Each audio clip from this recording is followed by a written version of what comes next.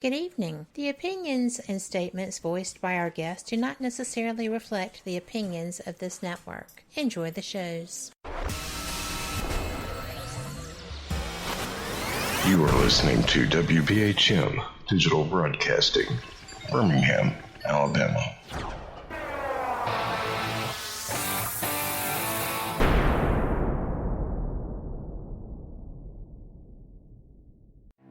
Headline edition, July 8, 1947. The Army Air Forces has announced that a flying disc has been found and is now in the possession of the Army. Army officers say the missile, found sometime last week, has been inspected at Roswell, New Mexico, and sent to Wright Field, Ohio, for further inspection. Now, historic films made in the spring of 1948 and just released show Eniwetok preparing for heavily guarded and still largely secret tests of new atomic weapons. The test's purpose is to measure atomic effects on thousands of different materials, 30,000 tons of them, not, as at Bikini, to prove military effectiveness.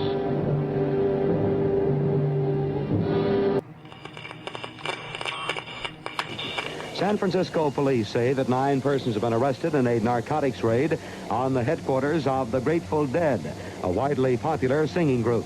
2 members of the group, Rod McKernan and Robert Weir, and their business manager, Danny Rifkin, have been booked on suspicion of possessing narcotics. 3, 2, 1, 0. All engine running. Liftoff. We have a liftoff. 32 minutes past the hour. Liftoff on Apollo 11. Tower cleared. Here we got a roll program. Neil Armstrong reporting the roll and pitch program, which puts Apollo 11 on proper heading. I'm going to step off the limb now. That's one small step for man, one giant leap for mankind. Well, strange lights are causing a viral buzz on YouTube. Could we have caught extraterrestrial activity on a recent newscast? Brandon Arroyo investigates. As the newscast ended, the controversy began back on September 26th. What is that light shining in the back of the dark night sky?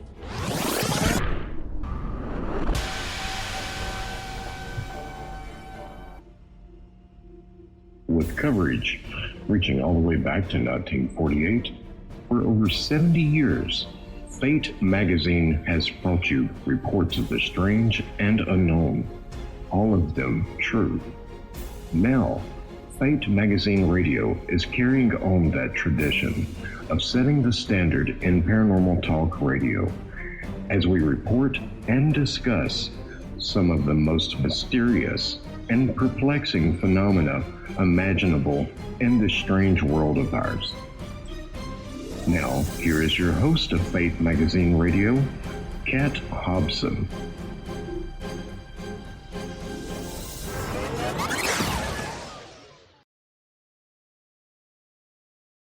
Good, it will work. Good evening. Welcome to Fate Mag Radio, the online voice of Fate Magazine. And I am so glad that you are here tonight. You know, we are getting into the spirit of the season. And whatever that means for you, I hope that you are blessed through it. I am a woman that has absolutely no complaints. I am blessed beyond belief. Especially, I'm thrilled to be bringing my guest tonight. I know that you are familiar with America's Stonehenge. If by some chance you are not sure what or where I'm talking about, well, I am going to hook you up. America's Stonehenge is in Salem, New Hampshire.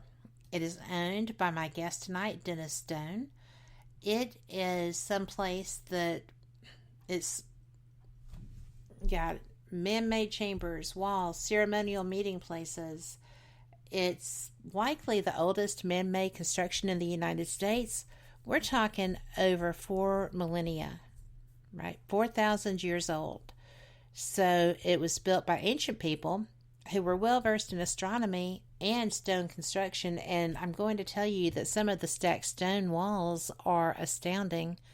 I know what went into that because my dad built one. And they're very intricate. It is, it's been determined that it's an accurate astronomical calendar. It was and still can be used to determine specific solar and lunar events of the year, like the upcoming winter solstice. So, Dennis Stone is the owner and my guest tonight. And Dennis, I am so glad to be speaking with you again. Welcome to Fate. Oh, thank you so much, Kat, for having me on. It's been a little while, but I hope you're having a happy holiday season. And again, thank you very much for having me on as a guest this evening. Absolutely. And I am. I have a new granddaughter. So, brand new. Congratulations to you and your family. Thanks. Wow. We are very fortunate. Yeah. So, and I am honored to have you.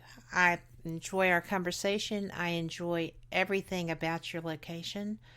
And one summer solstice, I will be there. Oh, we'll hold you to it. I'm not brave enough for for the winter solstice. I am southern to my roots. I know it's about 32 degrees, and it is quite chilly out. So yeah, and you're in Alabama. I'm sure it's just a little bit warmer down there. Not by much. Not by much. But it will be in 2 days. Yeah, it doesn't last long down there, but the cold up here is probably with us for a while. So, but it was a beautiful day, and we're 2 days from the winter solstice, and we got a nice little covering of snow. I don't know if it's going to stick around for Christmas, but we have about 1 inch of snow on the ground in our area. Some areas of the state got about 8 or 9 inches. So it was just a beautiful day up there, and you can see all the walls. They just stick out like a sore thumb with the light coating of snow on the ground, and the chambers, and the monoliths where the astronomical alignments are. And because it's kind of fun up there because we have so many different types of animals, you can see the tracks all over the place. But it was just one of those beautiful almost winter days today. So we were up there taking some photographs and stuff. So, well, I really am fascinated, and I am determined that I'm going to be up there because, you almost lost a large part of your experience with vandalism that turned out to be some QAnon person. Possibly, yeah. That was, I think so. That was 2019. I mean, the time is just. I retired about 5 years ago. It's just flying by, and I was just realizing it was 2 years ago that occurred, and actually it's an ongoing legal thing right now. We have a brand new attorney. It's a county attorney, district attorney, I guess it is. Mm-hmm. And the one that was working on it moved up to Concord, New Hampshire. He's no longer a county attorney. He's going to be a state attorney. And so the gentleman that replaced him, we found out when we were just on vacation in South Carolina, we got a call that we have a new attorney working on it. And I think it might be moving forward. He thought either this month, and we're getting pretty close towards the ends of it, or maybe January. So it's still an ongoing thing. And the person that did it, we know who they are and everything, and they're in New Jersey and all of that.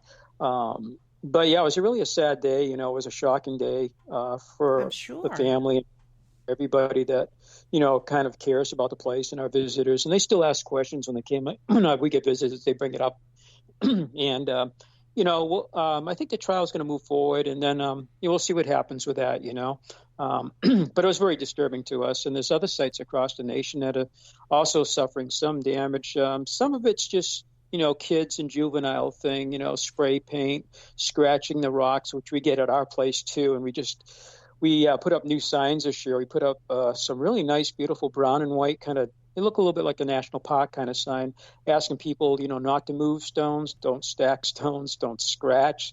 Please don't touch, don't climb on the walls and structures. You have to lay it all out to the public. And most people are very nice, but you do have to even spell it out to some of the people that are very nice because they just don't know that we consider everything an artifact, all the walls, chambers, structures, all the things you mentioned in your introduction, And if you touch anything and move anything, it kind of alters the site.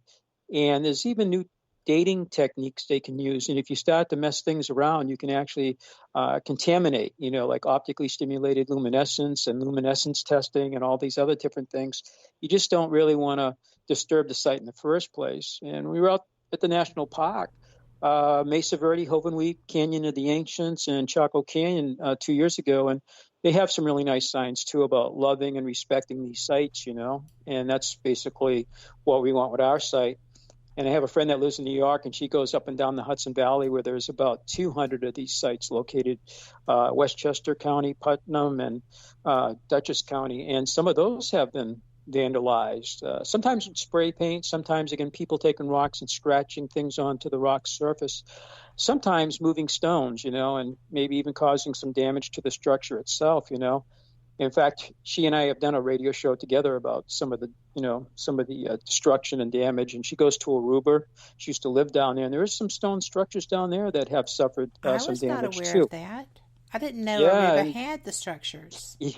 Yeah, she lived down there for a number of years. In fact, she was just down there a few months ago during this COVID-19 thing, and a lot of the stuff was closed down. She was down there for about a month, and then she came back to Long Island where she lives. And she showed photographs of some of the stone and its petroglyphs associated with them. And so it's a great excuse for you and I, or whatever. I'm trying to talk my wife into going down there someday, to visit not only Aruba, but see some of these. And if she's down there, she said she'll take us down there and show us where they're located, And I saw the photographs. They look pretty amazing. And but the Hudson Valley is where she does a lot of her stuff. And she was in Easter Island not long ago, so she does a lot of traveling and everything. And she's going to be here next week, as a matter of fact. And right now, I think she's heading to the Hudson Valley to watch one of the astronomical alignments for the Winter Solstice at one of these chambers down there. So she's going to be there, and then she's coming up next week to visit us again. So, yeah, so there's a lot of stuff out there. It's pretty cool. But we have to take care of it, and try to protect these things. So, but ours was 2019, 2 years ago when it happened. I cannot believe that much time has gone by. So I know, I thought it was last year actually, but it was longer than that. Well, I'm really pleased that they apprehended the person they feel did that, because good heavens, it's bad enough that you have natural things that can cause these shifts, in the formations, just natural earth movements and things of that nature. But to have somebody actively come out and try to remove history is unbelievable. And I think it takes an incredibly egotistic, less than intelligent person to decide that that's a good thing to do one evening. Right, exactly. And it was an adult, I think 51 years old, I think now, and sort of an ideology, and the site didn't do anything to deserve that kind of thing, and none of these sites do, and we want to keep them for our children and our grandchildren, like your new, grandchild, and, we want to keep them, and we have a new granddaughter too, that was born a year and a half ago, but we want them for the, future generations to enjoy. And certainly, like you say, nature takes its toll. Normal processes like earthquakes. In fact, a lot of these sites we're finding out are built on earthquake fault lines, even Machu Picchu down in Peru, and they think it was deliberate that these people did this. It made it easier for quarrying stone, since Mother Nature already cracked some of this, the surface of the stone, making it easier to extract. And some of the stone circles in Scotland, there are about 700 or 800 of them, ancient megalithic, Neolithic into the Bronze Age structures. And I believe there's an equal number in Wales. And the ones in Wales, I've been to Scotland, but I'm not sure. But in Wales, they're located on or near a fault line. And our site is split. The whole hill is split by a fracture, a fault line that goes out to the Clinton-Newbury fault line. So Mother Nature does cause some damage, when we have earthquakes. And I have a computer printout, I think from 1995, from the Harvard Geological Center. I got the report. It's a big, thick report. And it goes back to the 1600s of earthquakes in this area, the magnitude and the epicenter. It's before even seismographs came out. But I guess they can estimate all of that, And like in 1727, there was a major earthquake right off the coast about 20 miles from our site. And it caused, a lot of damage in New England, It caused fires, as people had kerosene lanterns and stuff. It caused rivers to flow backwards, and it caused sand to come out of the ground where there was no sand before, So it caused a lot of damage, just that one particular episode.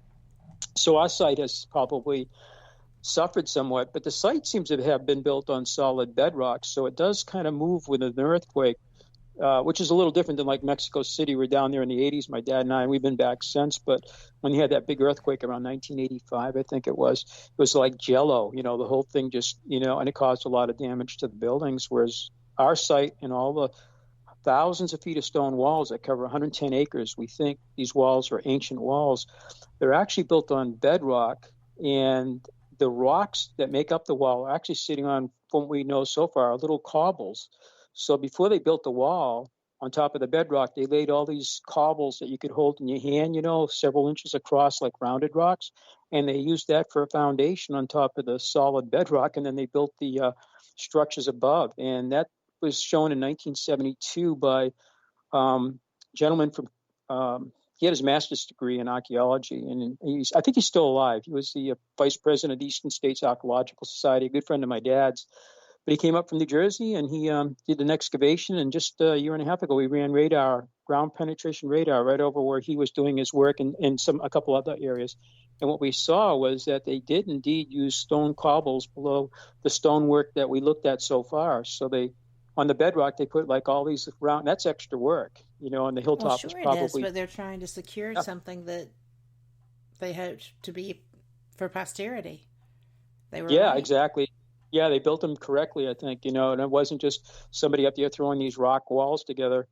And actually, our stonemason, who's been with us for 10 years, but he's a professional stonemason. He went to school in New Hampshire, one of the New Hampshire Voltech schools, and he ended up in Colorado at the University of Boulder getting his degree. And he's done some repairs at our site and other sites in New England. And for your listeners that haven't heard about this, there's about 800 of these sites, and our site is one site, and about 800 sites actually in New England. And if you go in, and that would include actually going into Quebec, Ontario, Canada, and down to actually into about Pennsylvania. So it's actually more than New England, about 800 sites. And a site can be one chamber, like in Windham, New Hampshire, right next door to us is a beautiful chamber over there. That's one site. But in North Stonington, Connecticut, the town basically is, I think, 35,000 acres, and it has 8,000 different features, and the same type of stonework that we have on our site, but spread all over the town of North Stonington, Connecticut. And then next door is the Gunjewamp site that was on Ancient Aliens 2 years ago.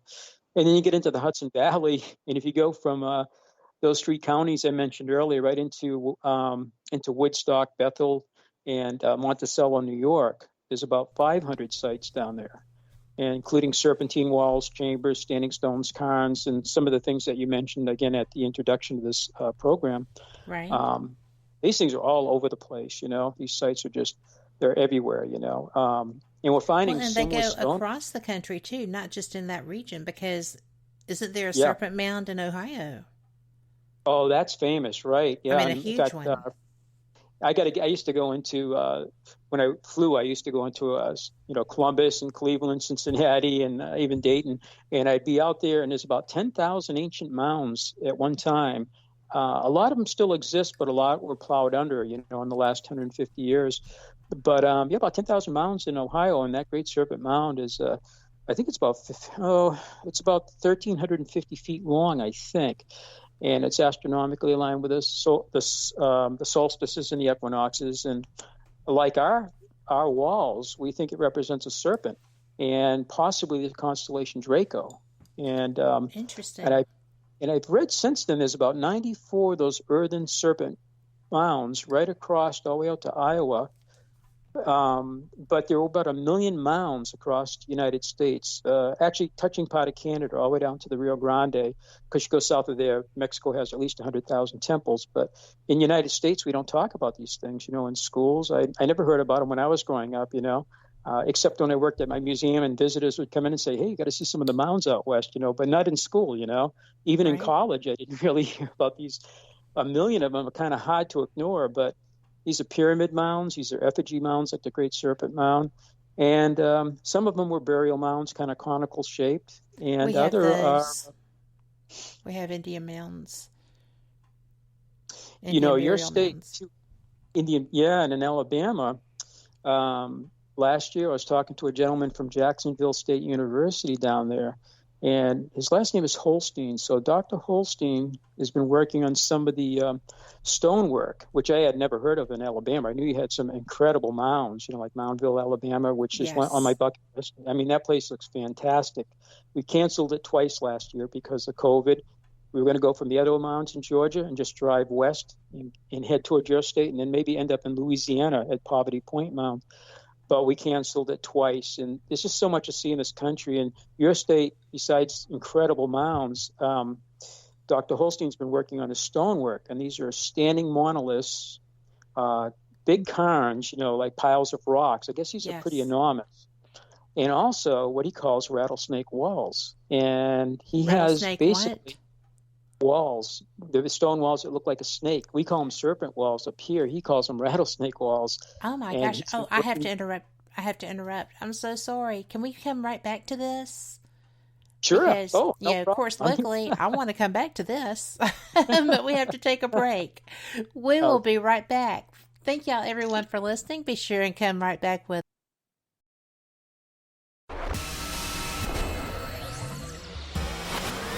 You are listening to WBHM Digital Broadcasting, Birmingham, Alabama.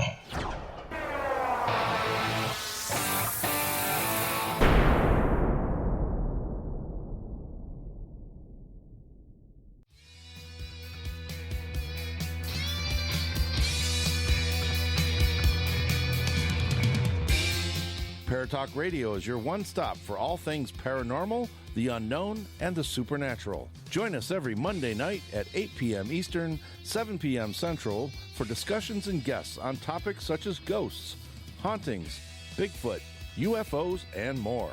This broadcast is rated M for mature and intended for listeners over 16 on paratalkradio.com.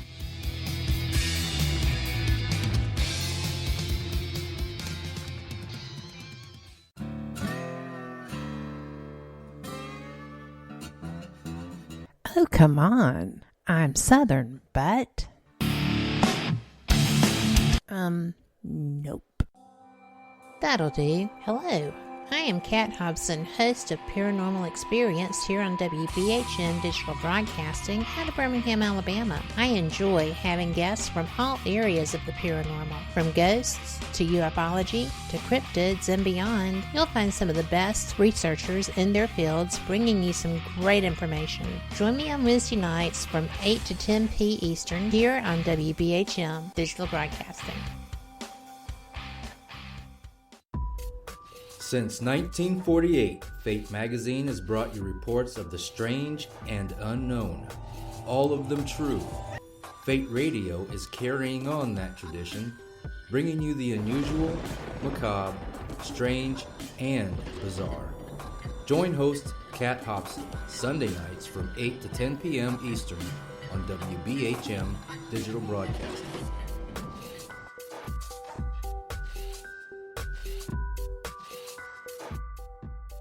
Thank you for listening to WBHM Digital Broadcasting out of Birmingham, Alabama. Since 1948, Fate magazine has brought you reports of the strange and unknown, all of them true. Fate Radio is carrying on that tradition, bringing you the unusual, macabre, strange, and bizarre. Join host Kat Hobson Sunday nights from 8 to 10 p.m. Eastern on WBHM Digital Broadcasting.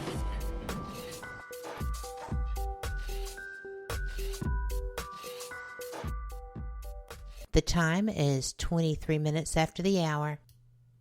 Welcome back to Fate Mag Radio. I am so glad you're here with my guest, Dennis Stone, and we have been talking about all of these various structures that are all over the United States, focusing primarily on yours, Dennis, with America's Stonehenge, which I have to tell you that as I was sharing this information around the web, I had someone in a group that I manage come back and say, I go there every chance I get. It's fascinating. So when we were talking about it a little bit later, I said, well, I've heard about it. I've seen the images. I just want to be on site. And she said, be sure that you go into the oracle chamber and talk, because you can be a guide proclaiming whatever you want. But I was like, hey, kind of, I can do that. You can do that. Yeah. The oracle chamber is one of the biggest chambers still remaining on the site. And if you were to look down at it and remove the roof, it would kind of look like the letter Y. Some people used to call it the Y cabin, and it had different names over the years. And it does have this horizontal tube that goes from inside the structure to underneath the sacrificial table, about 6 feet, and it's maybe 6 feet, 6 inches by 8 inches roughly, kind of a rectangular tube. And from inside the oracle chamber, when you're in there and you're looking at the tube, it's up near your head height of maybe like maybe close to a 6 foot person, 5'10" or something like that. But below it is bedrock, and the bedrock, part of it was removed, and part of it was left as a step. So somebody around 5.5 feet, 5'6", I'm 5'8" almost, and I can stand there and I'm perfectly in height to speak out that tube, and the voice goes out. And during that damage in 2019, we had to do some restoration and put the table back up because they knocked the 4 legs. They knocked down 2 of the legs, and the table's about 9 feet by approximately 6 feet, and almost a foot thick, and it's about 163 pounds per cubic foot of this granite. That's what the weight is. So it's about 4.5 tons approximately. So they knocked that 4.5 ton stone down. And when we got it back up, when it went down, actually, it caused damage to the speaking tube, where it comes out on that side of the oracle chamber wall. And what we noticed, though, when we looked at it very carefully, you could still see enough of it. It's actually flared on that side like a trumpet.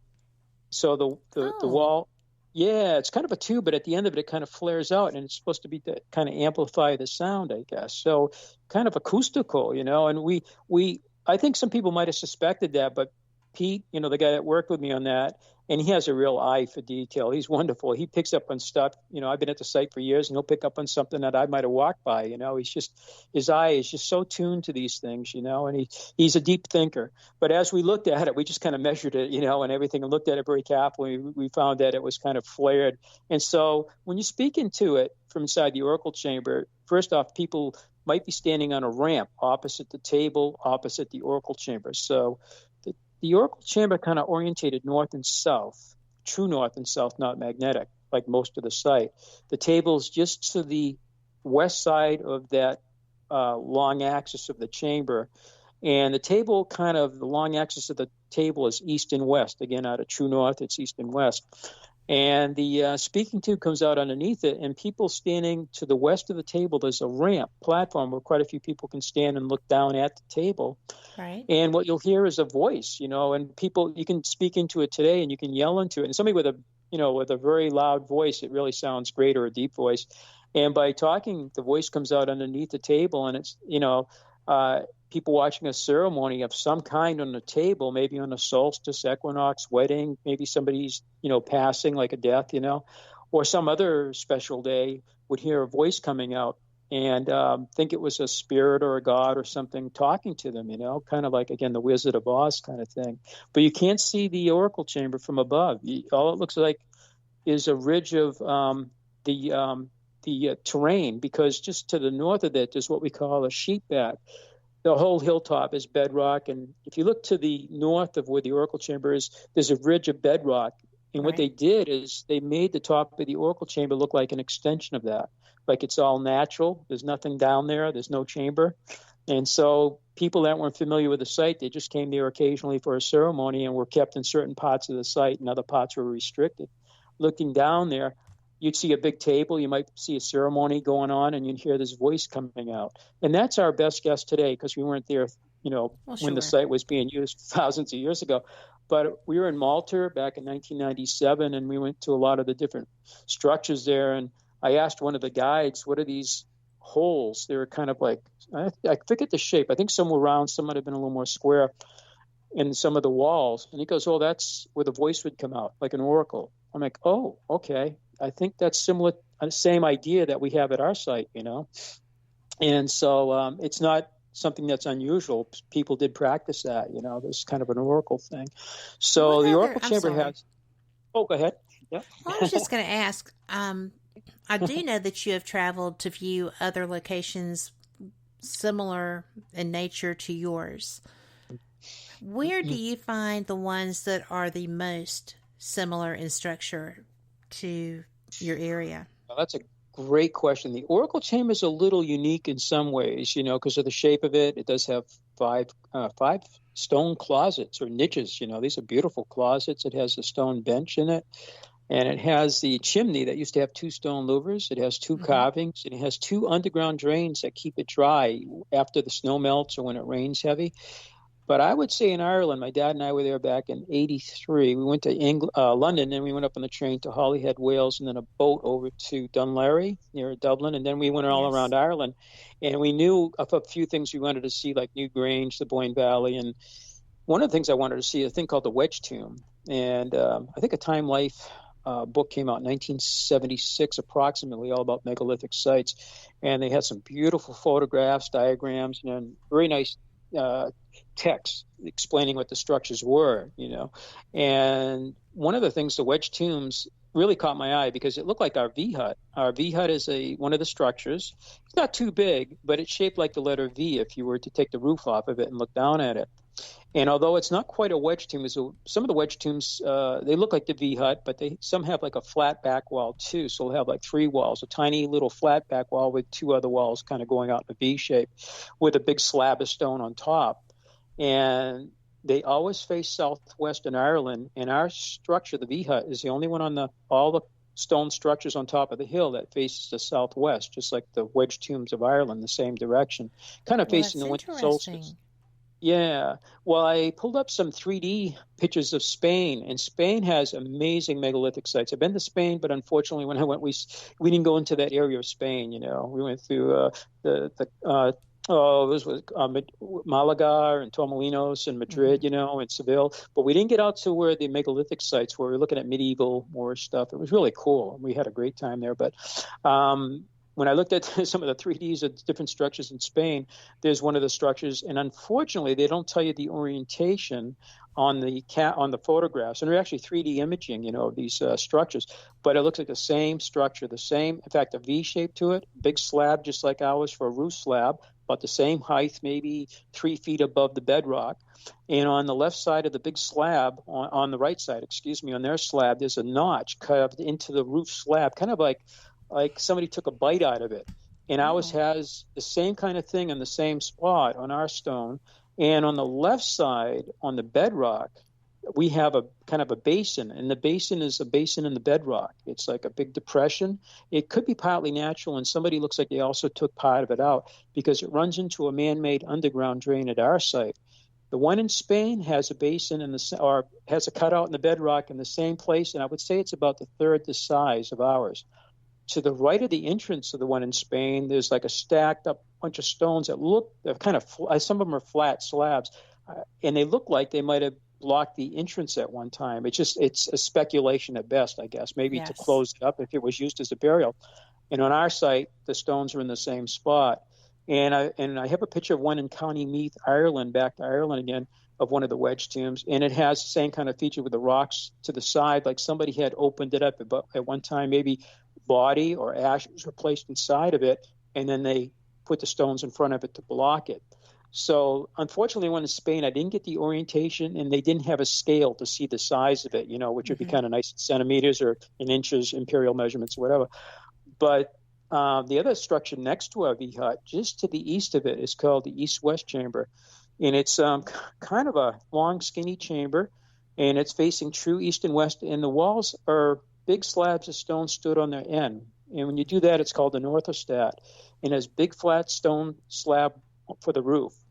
And it runs about, I'm going to say roughly 27 feet in length. Originally, it was just a little bit longer, but it's been partly damaged and partly restored. It looks like what they call the galley or gallery graves, and they're found in northwestern Ireland, which my dad and I didn't have a chance to get up to. They're found in Holland, and they're called the Giant's Bed. And they're found Giant's what? The Giant's Bed, B-E-D. They're called the Hoenbedden. It's the Giant's Bed. And one of my friends, again, David Brody, the author, he was over there 2.5 years ago, and he was writing his book, and he was doing investigation for his book.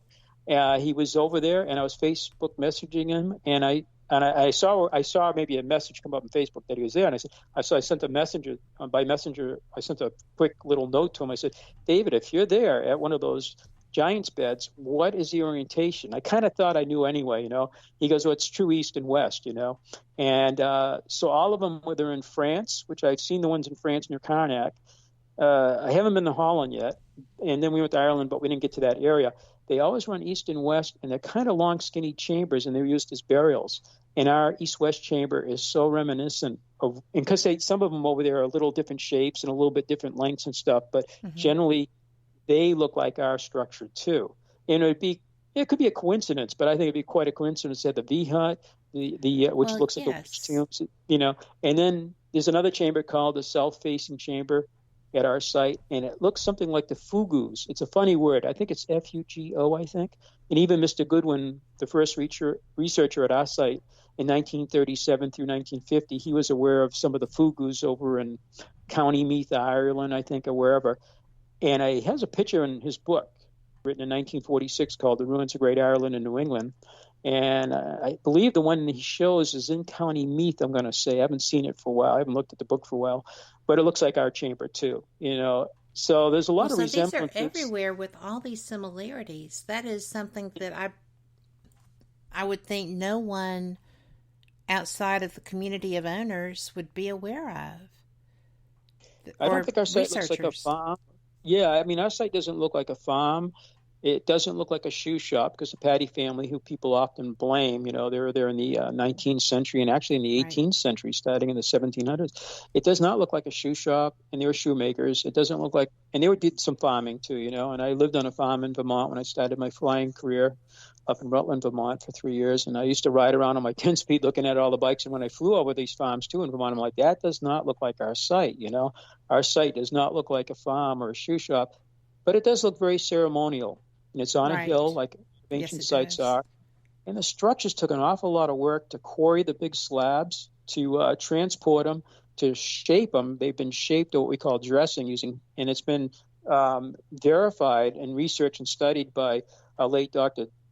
David Stewart Smith, who passed away 5 years ago. He was with us for almost 40 years. And the state archaeologist, Dr. Gary Hume, who's still alive, but he's retired now, and he worked on 3 different projects 40 years ago on our site. And one of them was where the big slabs up there, whether they're in the stone walls or in the chambers or the sacrificial table, how they were extracted from the bedrock without using metal tools, how they were shaped using stone tools. And Dr. Gary Hume was a lithic specialist. He knew how people made arrowheads and projectile points and stone axes and all of that. But he said, this is like making an arrowhead, these big slabs, whether it's a roof slab, sacrificial table, or one of the monoliths, astronomical. He said they were shaping in much the same manner as if you're making a stone tool or a stone weapon like an arrowhead. Yes. And it's percussion flaking, using a stone against a stone and striking it and leaving a serrated edge on these stones. So this was done almost 40 years ago. It's one of the pieces of evidence that it wasn't a Metal Age culture that quarried and made, and I basically know there had been some question because there was some naysayers that were questioning the methodologies involved. And I find it interesting that the actual, because the stones themselves are the evidence. Right. Yeah, exactly. Yeah. I think this stuff is so fascinating. Yeah, I mean, it's all these little pieces of the puzzle that kind of add up to what I think is an ancient site. We've had people say, well, if your site was built by ancient people, how come there's other evidence across the landscape of other sites from the civilization? And I think, we were mentioning earlier, there's about 800 sites in the Northeast, from Quebec and Ontario right down to, so there are about 800 sites. And a site can consist of, again, one chamber. It consists of like our site is 110 acres with, many, many thousands of feet of stone walls, the 57 astronomical alignments, and all the structures. And again, what you mentioned when you introduced the show. And then other sites like North Stonington, Connecticut, 35,000 acres with 8,000 stone features. Mm-hmm. And that area down there is really not a place you want to do farming. It's hilly, swampy, steep. The soil's not arable down there. And these things are all over the landscape. And when you walk around, it's just very treacherous, too, getting around there. But it wasn't a place where you'd want to do any type of growing crops. You might have animals grazing there, but there's not even a lot of evidence of that. But the stone structures down there look so much like the features we have at our site, including they have 400 stone walls that look like serpents, and they range from 30 feet up to 300 feet. They're either linear, rectilinear, and some are shaped like S's, and they go into Rhode Island, which is not too far away from North Stonington, and then there's others that are in the Berkshires in Massachusetts, and again the Hudson Valley, and even in Pennsylvania there's serpentine walls. And I mentioned even down in Alabama, and Dr. Holstein, he's been working on them since the 1970s, and he's now aware of the northeast stone walls that look like serpents, and we're now aware of what he's been doing down there. So hopefully we can get together with him in the future. And he was willing to meet us at the university and then drive us out and show us this 40 square mile area with serpent walls, standing stones, cairns, and other stone features too. So that's something on my bucket list too in your state. So I can't wait to get down there. Well, I can't wait for you to get down here when we can connect. Absolutely. I am looking forward to that opportunity. Yeah. Oh, definitely. Yeah. You know, I am just so appreciative of how much information that you have and that you share so readily. You know, it's, and I am going to be looking up Dr. Holstein so that I can learn even more about what's around me. And maybe he'll come on as a guest too. Maybe he'll, you never know. Maybe that would be great, It would be Oh, that'd great. be wonderful. Oh, yeah. I haven't talked to him about a year and a half. I talked to him during 2019 several times, text me. He was very gracious. And then I think because we canceled a couple times, and eventually he understood that completely, and then last year, I think I was talking to him last year, as a matter of fact, and then COVID-19 and all that, we had to cancel. That's what it was. It was last year, not 2019. It was last year I talked to him.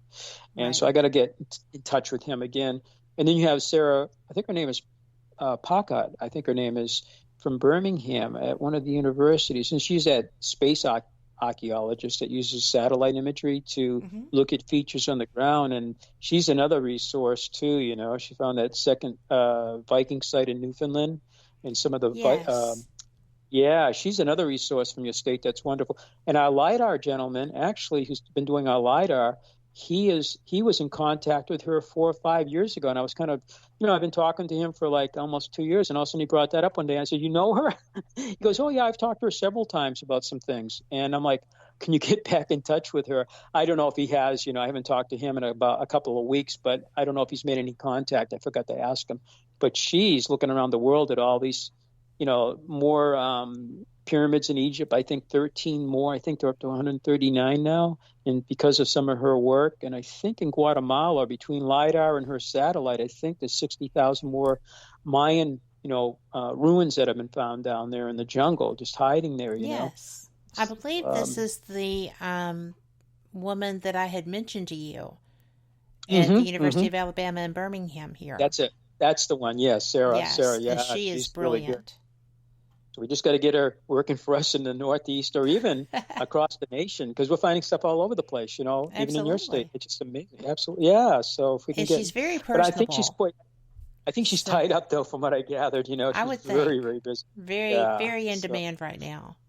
I bet. Yeah, definitely. Oh, you know what? We have to take another break. This is just flying. Gosh, Dennis.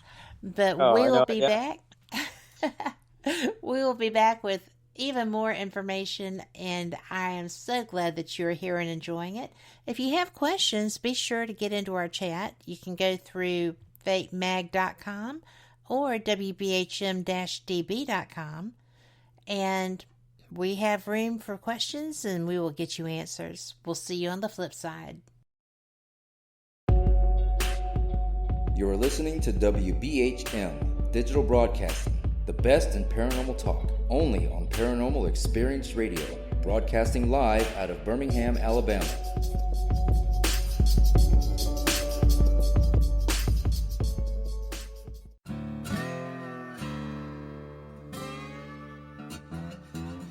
Oh, come on. I'm Southern, but...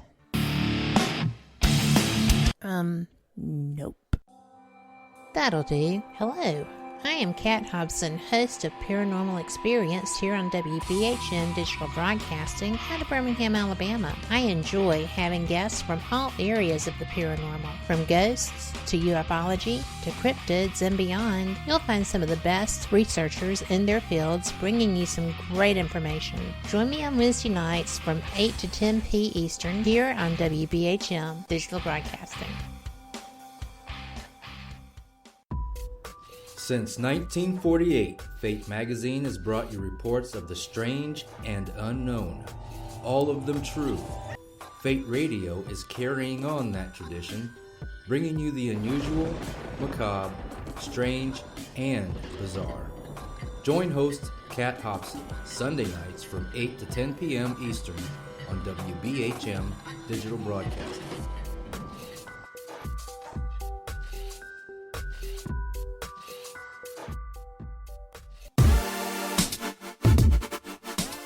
You're listening to WBHM Digital Broadcasting, the best in paranormal talk, only on Paranormal Experienced Radio, broadcasting live out of Birmingham, Alabama. Welcome back to Fate Mag Radio, the online voice of Fate Magazine, and we have tonight Dennis Stone as our guest. Dennis is the owner of America's Stonehenge, and that is in Salem, New Hampshire.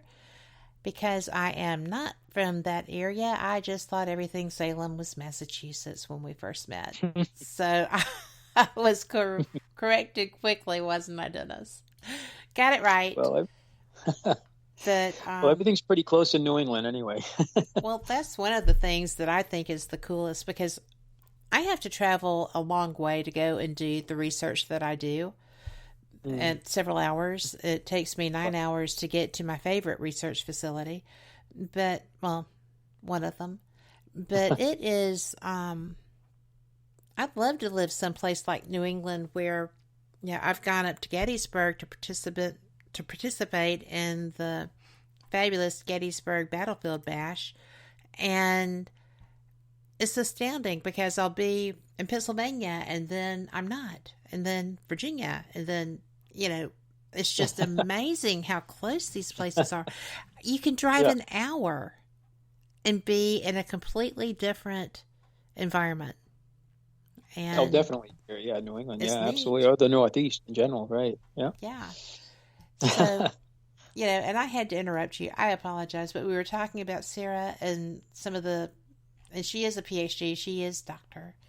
So, we're talking about different people who are doing even more work now in this area. And I think it's very neat that you have been becoming even more connected than you started. People are interested in this stuff. This is living history right there. Well, such as it is, but right there in your face, the stones that are in, your serpent wall are so obviously and intentionally placed. Everything appears to be intentionally placed. There's really no going against that, right? And that's true. And a lot of these things have been hiding, for forever from us, and my dad passed away about 12 years ago, just before Christmas in 2009, and he had been out in the woods a lot, and towards the end of his life, he'd be walking or take his ATV out, and he was really looking at all the stone walls out in the woods. And he was really remarking how the walls are really part of the site. It's not just that main site with most of the stone structures that cover about an acre, and then some of the satellite structures around that, or the 15 acres with the astronomical walls and the standing stones. But the whole hilltop seems to have been part of the whole complex, and being hidden in the forest, and probably thousands of years ago, is pretty much an open hill from what we can tell today. And he never noticed the serpentine walls that I'm aware of, not his fault. They were kind of hard to see, the walls. There was so much brush and trees, and you could only see a few feet of the wall. You couldn't make out, more than several feet of the wall in some cases, It's just hard to really get a good perspective of the walls, And also, you have to train your eye to see it, But once you do, the wall's really, you don't have to even imagine that the wall looks like a serpent. Once you remove some of the brush and you look at it, it's like, oh, yeah, there's the head, there's the body, and there's the tail. And so the other thing was windows. We have about 14 windows we found in the last 5 years, just beautiful lintel, kind of rectangular square, right in the stone walls. We have them in the stone structures, too. A few windows, but these are actually in the stone walls, and they can be in near the bottom of the stone wall. They can be midway up the stone wall, and sometimes they're adjacent to one another. And we have one serpent wall that faces southwest, like a couple of them do, kind of a southwesterly direction. It has a triangular boulder head, and then it goes maybe about 120 feet. And then that wall has standing stones we call orthostats. They were kind of like little monoliths stood up like spines in the back of a serpent almost. And then it has a boulder tail, kind of a squarish boulder, I guess. But it has 4 adjacent windows, right, one right after the other. And one of them has actually a flat slab that fits inside of it, and it was stood up next to it. And Pete, again, he happened to notice that and says, Dennis, he goes, I know we don't like to move anything up here because in archaeology you try to not disturb a site. Archaeology is kind of destructive. Sometimes you have to do it. And in the old days, that's what they always did, dig, dig, dig. Today we're trying to do it a little bit more carefully, and digging's still a part of that for sure. Or moving things. So right. I said, okay, for research, we'll see if that stone there fits into the opening that. And there's 4 windows, and it was the biggest one. It was right next to it. And we took it, turned it 90 degrees, and it fit perfectly right into the opening, and then we put it back into its slot right next to the wall. And other windows, we found horizontal blinds. These are actually right inside, and they're all loose, and they just stood up top of each other, flat stones blocking the opening. And there's another type which has little stone cobbles, and they're all loose right inside the what would be a window. And if you took them out, and in that case, we didn't move them. We just left them where they are. We just touched them with our fingertip.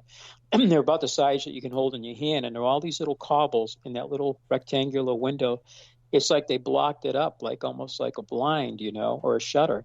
Now, these are found in the Berkshires in some of the serpentine walls. They're found in North Stonington. And that's where I first saw it in a book 5 years ago after finding my first window. I was looking at a book called Ceremonial Stonework by Markham Starr, who talks all about the 8,000 features down in North Stonington. And he lived there for 30 years, and everybody said, oh, these are built by farmers, And he said, it just doesn't make sense. These are not what farmers were doing down here. And he shows some of the stone windows down there. And there's some in Vermont, too. Some people call them soul holes or spirit holes, Right. And I have heard of soul holes. Oh, you have? Oh, okay. And I have a friend in England, and she lives in London, but she does a lot with these megalithic sites all over England and everything. And I've been on her podcast. She's been trying to get back over here. She usually goes to Sedona, to do lectures and Santa Cruz and stuff. She's really nice. Her dad visited us over 40 years ago, but she has not. And after we did a talk like you and I are doing, she sent me a picture of one from England, and it looks like one of ours, and they call them spirit holes over there, I think. So I'm like, holy cow, that's the same thing on the other side of the ocean. And over there, I think they know a little bit more about them. I mean, we don't really know what the ancients did with them, but I think there's more, people are more open to it over there, or at least more awareness of these holes in the walls, being windows and maybe being a place where the spirit could pass. But again, we really don't know what the ancient people did with them. But it's logical that they would have, I'm sorry. I was just going to say it's logical that they would have more information. It's an older civilization there. And they have also had more time to deal with this, because people here have been like, oh, well, there's no way. This is not possible. This was this, that, or the other. And you're right. There's a lot of naysaying on a lot of history in the United States. People are just hesitant to embrace it for some reason. And some it's cynicism okay. and skepticism. Yeah, it's okay to just say, we don't know what that is, but isn't that interesting? Let's see if we can find out. Maybe there's something else in world history that can help us, which is what you do. And, that's why you're able to make these contacts and to, ascertain different possibilities than just people that don't do the research and have opinions. Yeah, and when we mention things like, they might be, always say it's a possibility, and like the serpent walls, I don't like to say these are absolutely, serpent walls. That's the intention by the ancient people. I can't say 100%, but everything tells us that they are, by looking at them and looking at the other ones across the landscape, because this pattern repeats itself. And if our site was the only one with these serpent walls, I'd probably even be more hesitant to even, I'd say, I think we've got serpent walls here, but there's no other frame of reference. I don't know how to compare them to anything, but they go from Ontario, Canada, and they go right down through the Northeast, and people are starting to recognize these. And then a gentleman from the National Register of Historic Places, used to be in Rhode Island. I think he lives in Rhode Island, but he was in Washington for a while, and he's retired. He actually is very, very interested in these because he goes, you can't mistake these serpent walls for farmer's walls. They do not look anything like a farmer's wall. Maybe a stone structure might be confused with maybe a root cellar, and a cairn might be just a pile of rocks some farmer threw off to the side to get rid of them, and most of them aren't that, But the serpent walls are hard to say, oh, yeah, some farmer built a wall that looks like a snake, I mean, why would anybody ever do that, unless it's something ceremonial? And, we're finding them in Alabama. We're finding them in East Colorado. And this gentleman spoke at a meeting in the fall of 2016 in Groton, Connecticut, not far from North Stonington and near the Gunchewamp site. And I was there with my wife. It was a Saturday. It's usually a 3-day event. We made it on Saturday, unfortunately, in time to hear his 1-hour PowerPoint. And then I got to meet his wife after. He was so busy answering questions, I didn't meet him till later. And he's been to our site a couple times. But he writes for Yankee Magazine, and he writes about fishing villages in New England, and really nice guy and really into this, and he's done some more lectures since then. But when I saw his book and I saw some of the serpentine walls for the first time in his book, and then I said, oh, my God, that's exactly what I'm seeing at my site, in the windows, and some other stone features too. And then a lady spoke from Colorado right after him. And she, with her 2 male colleagues by Skype, they weren't there. We wanted to talk to her in person. She's showing standing stones, cairns, chambered cairns, cairn fields. It looked just like what Mark Starr had shown in his podcast, in his PowerPoint just before her. And then she started to show her serpentine walls. And it's like one of the ones she showed looks exactly like the head of one of ours with kind of a linear body behind it. And I sat up in my seat, and my wife and I each elbowed each other and said, my God, that looks like our serpent, And then she shows her walls out there. Some are shaped like the letter D, as in Delta. And we have one that I noticed when I built my diorama in 1977 of the site. I did about a 30-acre of the 110 acres during college, about almost 45 years ago. And it's the first thing you see when you enter our visitor center today. We've updated it and everything. It looks like the letter D. And then he's showing D-shaped walls, very similar to that in North Stonington. And then she's showing her D-shaped walls near the serpent walls, near cairns and chambered cairns out in east of Denver, kind of below Nebraska, I think, in that area. She mentioned the counties, I can't think of them offhand.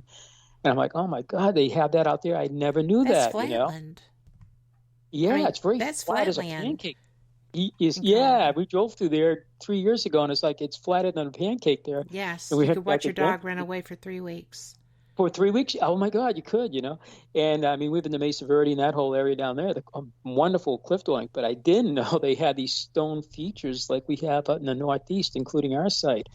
And even more recently, one of the members of the New England Antiquities group, he sent me 110 pictures and a few diagrams of Weed, California by Mount Shasta. And they have the same kind of wall patterns, including serpent walls out there. And I was just totally blown away by that, I mean, all the way out to the West Coast.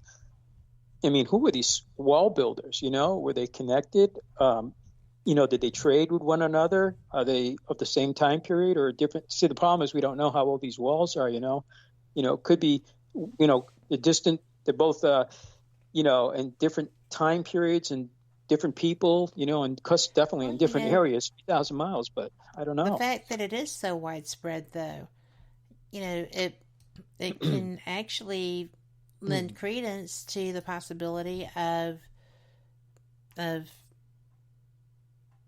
travelers that I know that you had some Viking conversations and things of that nature in your area, but also it's like all of these pyramids that are everywhere. Yeah, you've got the flat pyramids of the Mayans. You've got those also in the U.S. You've got them different ones happening everywhere. Perhaps there is an intelligence that has shared with us at different times through our history.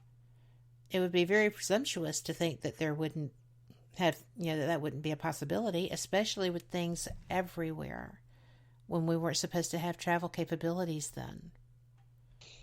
Oh, definitely. And these things exist. They're not imaginary things. You can actually physically go out and touch these things and look at them, and they're there, there's so many other interesting things like UFOs and everything, but I can't really go out and show you one of those in a day or a ghost. But I can show these stone structures.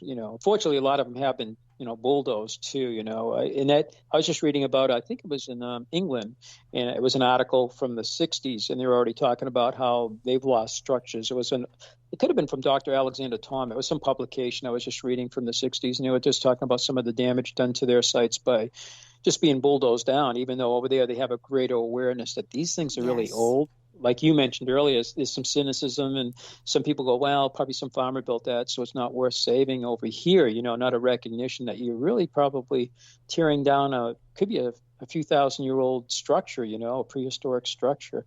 Maybe could build around it, build your road around it, or, preserve it, But, the recognition over here I don't think is quite there yet, but I think it's starting to go that way more, that we have a prehistoric past.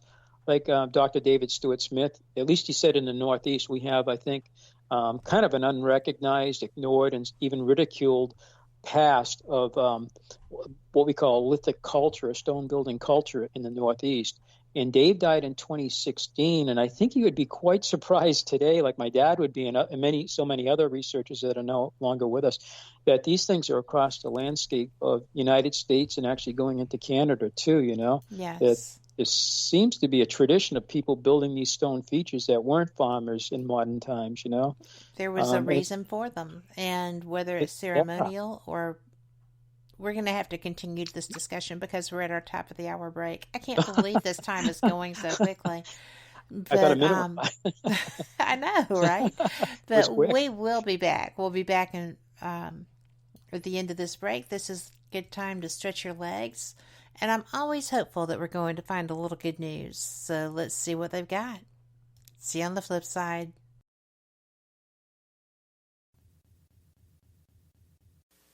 Live from NPR News, I'm Janine Herbst. Senator Joe Manchin says he can't back his party's signature nearly $2 trillion social and environment bill, a move that seemingly deals a fatal blow to President Biden's leading domestic initiative. This heading into an election year when Democrats narrowly hold on to Congress, which was already in peril. The West Virginia senator says after months of negotiation, he can't continue with this bill, but may be open to continued talks.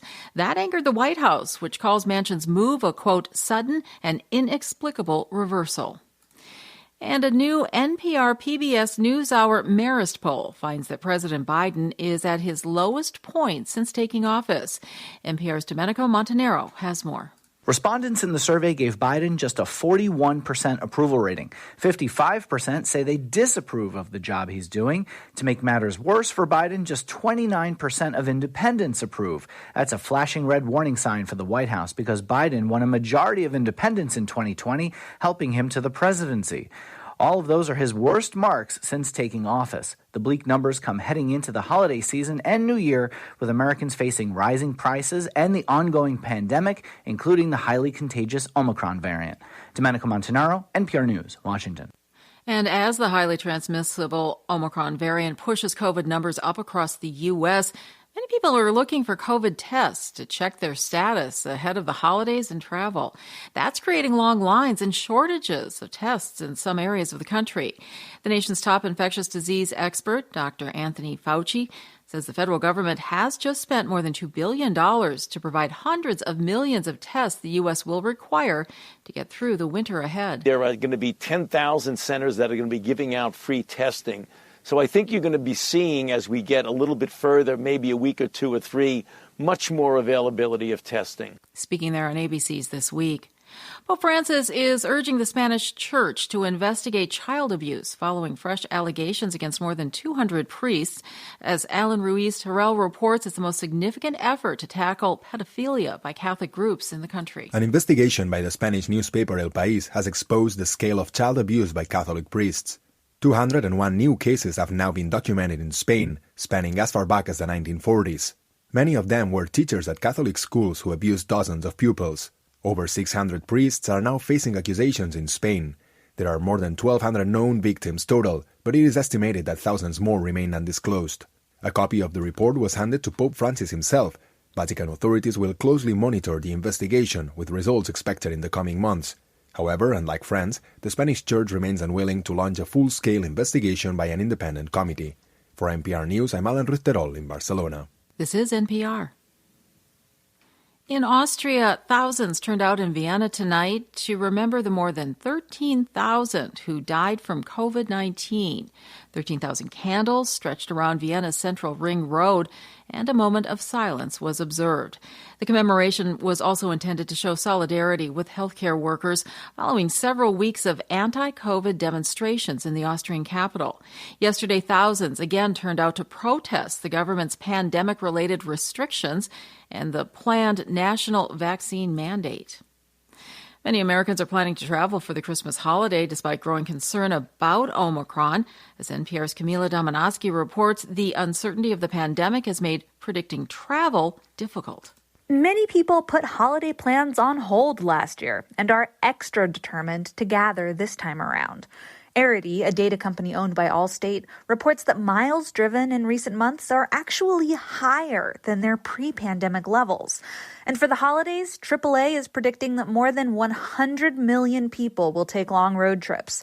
That's not quite at pre-pandemic levels, but it's a dramatic bounce back from last year. But with pandemic infection rates ever shifting, it's also possible that some travel plans could change. Camila Domonoske, NPR News. U.S. futures contracts are trading lower at this hour. Dow futures contract down nearly 0.5%. NASDAQ futures are down about 0.4%. Crude oil prices are down more than 2%. I'm Janine Herbst, and you're listening to NPR News. This message comes from NPR sponsor Comcast Business. Internet now with Security Edge to help protect every device on your network, so you can be ready for what's next. Comcast Business, powering possibilities. Restrictions apply. Security Edge requires Comcast Business Internet. Welcome back to WBHM Digital Broadcasting out of Birmingham, Alabama. The time is 5 minutes after the hour. Welcome back for the second hour of Fate Mag Radio, the online voice of Fate magazine. And before we get back into our show with Dennis Stone of America's Stonehenge, I just wanted to let you know that if you are listening on fatemag.com, then you've already seen all of the wonderful things that we have there. We have uncirculated issues. If you need to complete your collection, those are available. We have trading cards. We have shirts. We have amazing archives and an editor that can put her hand on anything you want within a very limited time. She's good. She's outstanding. So if you need something, just reach out. The contact information is there on the website, fatemag.com. Tonight we are talking with Dennis Stone, who owns American Stonehenge. As I said, we have been discussing some of the research that's been going on with this site, as well as different structures that are there. And Dennis, I know we're going to be moving on, but I'm just amazed that these are globally recognized structures. This is not something that people have just made up. These are just down to the geographical orientation, directional orientation. Everything just comes together, and it doesn't seem to matter where on the globe you're looking at them. That astounds me.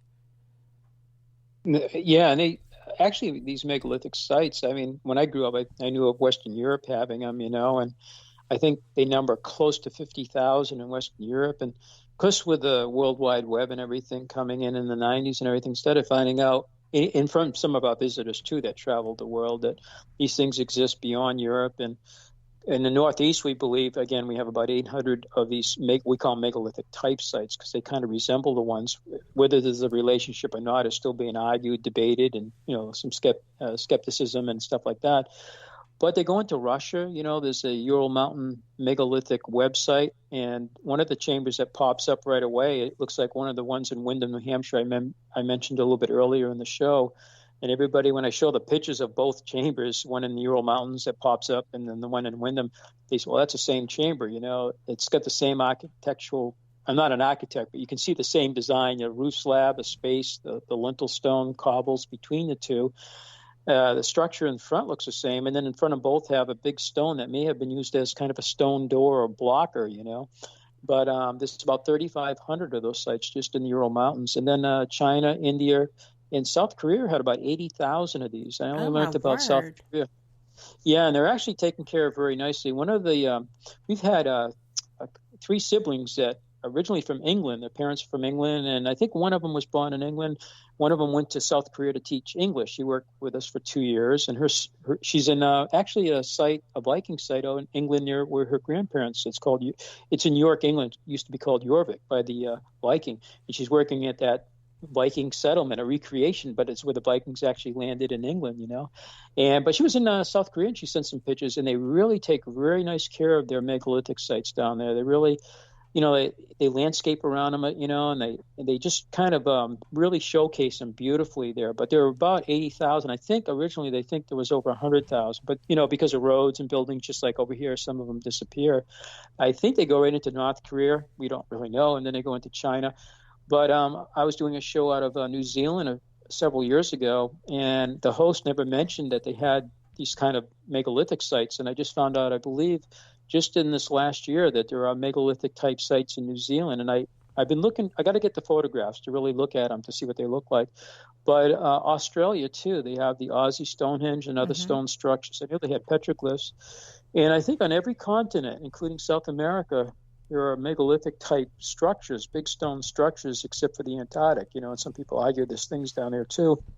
But at least on 6 continents out of the 7, there are these megalithic type sites.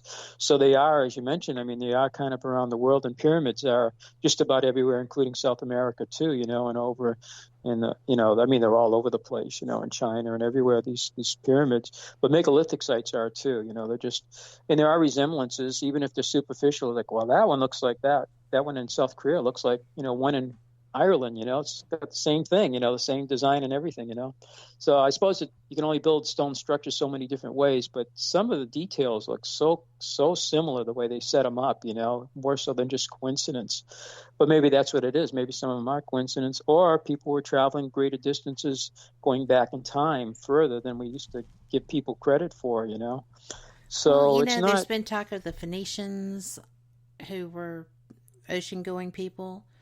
Yeah, there's all kinds of different cultures that just because they didn't have, to our knowledge, machination, doesn't mean that they were not intelligent enough to follow the seas and the stars.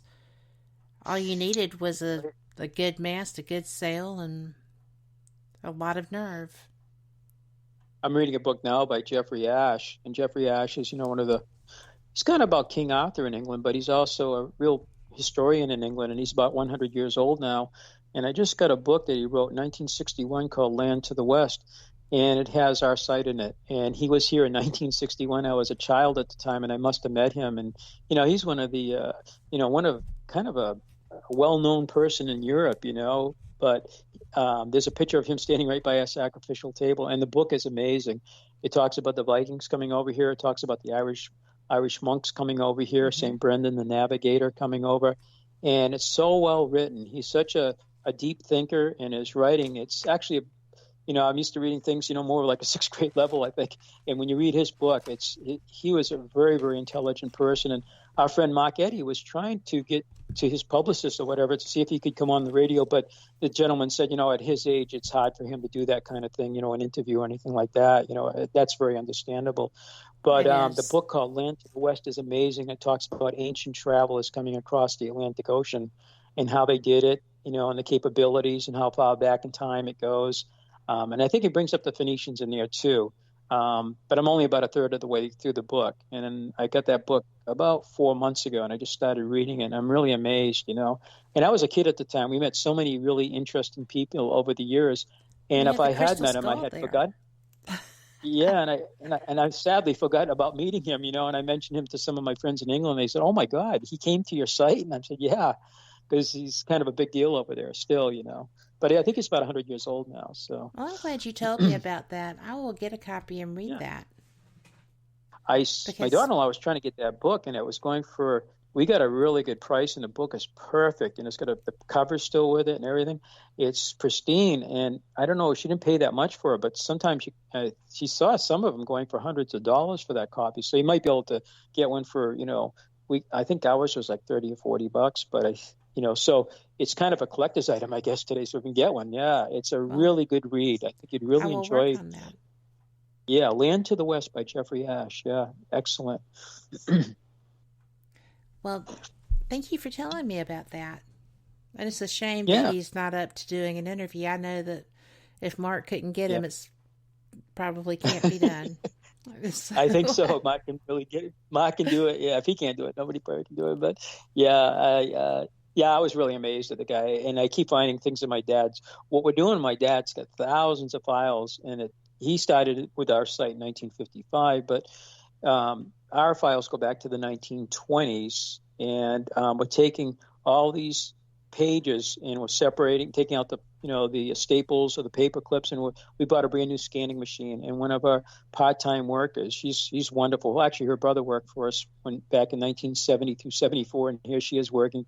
She had a couple companies she ran and everything, and now she's sort of semi-retired. And she began with us this spring, and she does everything in the building. And now that it's a little slower during the winter months or going into the winter months, she's doing all the scanning, thousands of pages, and she's doing it one at a time into the scanner. And it's going to be all, in our computer and on a cloud, because if something should happen to our building, a lot of this, there's no other copies anywhere. Even, like NERA doesn't have a lot of the things, and some of the other organizations don't have some of the things that we have, and we have thousands of photographs going back to 1920 on our site. So, we have 4 from 1920, and then we have a lot going from around 1935 all the way up to today, before the restoration took place and everything, before Mr. Goodwin bought it, before Mr. Goodwin did some restoration, excavation, and all of that starting in the 1930s. So we're going to be putting that in there too in the computer, and we're going to cross-reference it. So if somebody comes in and says, gee, I'm doing a little report or a little study on this particular thing, like astronomy, we can just pull it right up on the computer. It'll be a lot easier than digging through files, so... But it'll be safer, too, in case something happens to the files. Well, absolutely, because, always better to not have to handle them. Yeah, and if you were doing something, too, we could give you the info, and you could go onto your computer, and you could actually download or whatever, whatever you wanted, I don't know how accessible we'll make it to the public, we're not hiding anything. But, especially people that are, they're researchers or students or people that are interested like yourself. You say, hey, Dennis, I wanted to look at what you did on the astronomy since 1965 when you began or whatever. We could, okay, here it is. And then you could sit at your computer, pull it up and, do your reading or whatever and copy it or whatever you want to do. I think it'll be kind of nice. And if any schools want to get more involved with this too in the future. That would be a great application. I think so. Yeah. And again, if anything ever happened over there, if it disappeared over there for some reason, whatever, a fire or whatever, it would be gone forever, So we realized that a long time ago. Yeah. So it's literally thousands of pages of my dad's files from all different researchers, and even Dr. Tom in Scotland and everything, Alexander Tom, all these different people that got involved with the site, over the years. So, and NERA's doing something similar too with all our archives too, that group NERA. So that's good too. So, well, We have like a minute until our next break. But when we come back, I would like it if you could talk about this optically stimulated luminescent project, because to me that sounds so interesting. And I think our listeners will find it so too, because we have a lot of inquisitive people. I think that this information is something that is just interesting. And it helps date. It's a big deal. So we will go ahead and go to this break. And when we come back, we'll just hit right on that, if that's okay. You good with that? Sounds good. Okay. We'll be right back. Y'all come back too.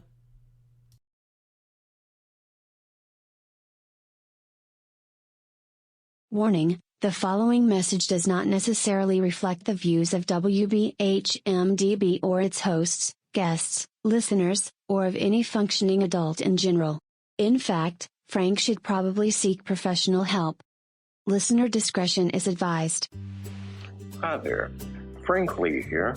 I thought that I would spend a few moments telling you about the positivity from the network here. The overall message of para-unity and happiness, and how everyone here wants to get along with everyone out there, and how everything is just wonderful. Wait, Cat's not looking. Okay, I've got something to really tell you.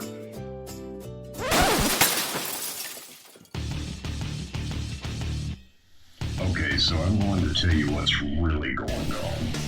Honestly, all that being nice and positive crap was kind of hurting my soul, as dark as it is. So, what's really happening? You see it all the time. Everybody and their brother out there has a paranormal team because they watch a couple of episodes of Ghost Hunters or some crap like that. So they go and they spend half their mortgage payment on tools and things that light up that they don't understand.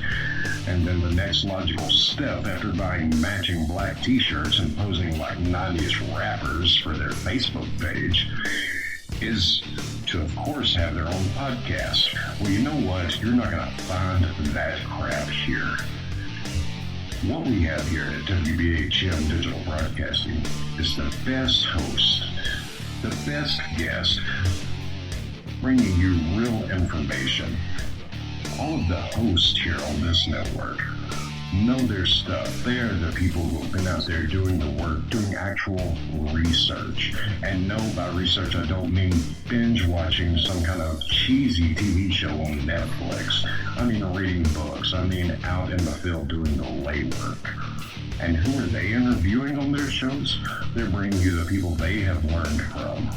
They're bringing you the best in the field, covering all kinds of topics, from UFOs and aliens to Bigfoot to cryptozoology to ghosts to anything you can think of a bit strange and unexplained. It is here, and you're going to get the best information here. So stay tuned to WBHM Digital Broadcasting. Don't go anywhere. Speaking of going somewhere, I've got to go before my mic gets cut. We'll see you there on WBHM-DB.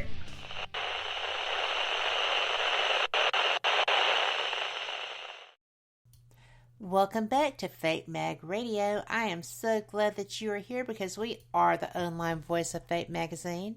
Tonight's guest is Dennis Stone, and we have been discussing America's Stonehenge. And there's a technology out, Dennis, that we were talking about that I am so interested in. And it's the optically stimulated luminescent project. And you say that this can work either with sediment or rock or both? No, that's correct.